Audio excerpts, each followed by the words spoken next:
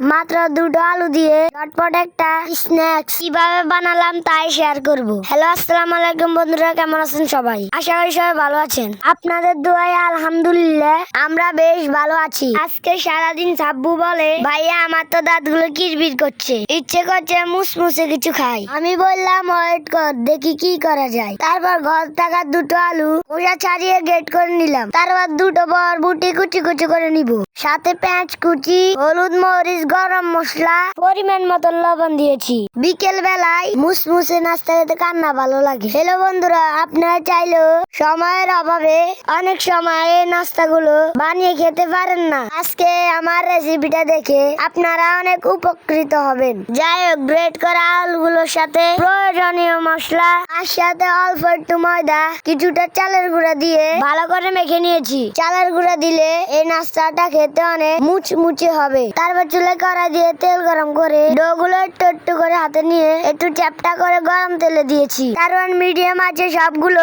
করা ভেজে নিয়েছি। কি মুচমুচে হয়েছে দেখুন। আওয়াজটা শুনে নিশ্চয়ই বুঝতে পেরেছেন পাকোড়াগুলো কতটা মুচমুচে হয়েছে।